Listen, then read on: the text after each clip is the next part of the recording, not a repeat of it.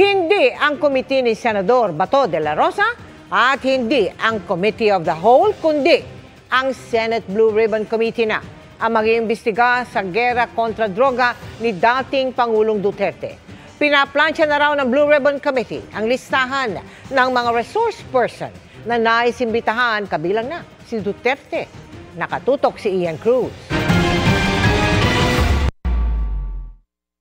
Ang Senate Blue Ribbon Committee na ang nagpatawag ng investigasyon ng Senado kaugnay sa war on drugs ng Administrasyong Duterte.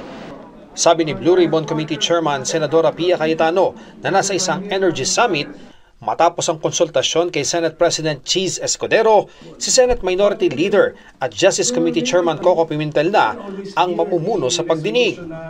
Dahil nakabreak ang Kongreso alinsunod sa rules, ang Blue Ribbon lang ang komite na maaaring magsagawa ng pagdinig kahit walang referral mula sa plenaryo. We can hold the hearing in this coming 2 weeks. Blank slate daw ang gagawing pagdinig, kaya uumpisahan nila ito sa simula ng panunungkulan ni dating Pangulong Rodrigo Duterte. Paplansyahin daw nila ang listahan ng mga iimbestigahang resource person na sisimulan nila bago na upo noong June 30, 2016 hanggang sa pagtatapos ng termino ni dating Pangulong Rodrigo Duterte noong June 30, 2022. Kabilang sa mga unang isasalang ang dating police officer at dating PCSO General Manager Royina Garma na nagsabi noon sa House Quad Committee na inutusan umano siya ni Duterte na ipatupad ang Davao model ng giyera kontra droga sa buong bansa kung saan may pabuya ang pagkakapatay sa mga suspect. Katuwang raw niya dito si dating NAPOLCOM Commissioner Lieutenant Colonel Edilberto Leonardo. It should be Garma and it should be Leonardo.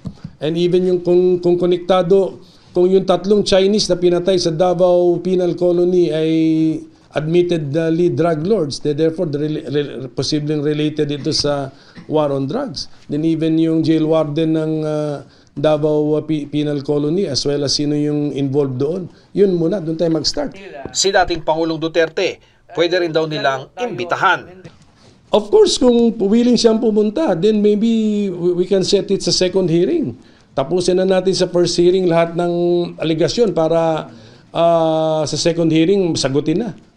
Kasi we do not, ang sinabi sa akin ni Senate President Cheese, budget time na kasi, magugulo ang aming schedule actually. So we do not really have all the time in the world para dito. Unang sinabi ni Senador Ronald Bato de la Rosa, ang PNP chief noong simula ng war on drugs, ang pagnanais na imbestigahan sa Senado ang war on drugs.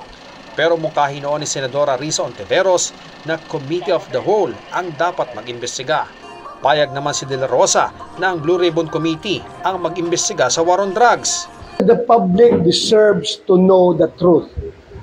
That's why I am happy that this investigation will be handled by the Blue Ribbon Committee of the Senate because alam ko lalabas dito katotohanan. Tiniyak naman ni Pimentel na magiging patas sa gagawing investigasyon. Para sa GMA Integrated News, Ian Cruz, nakatutok 24 oras.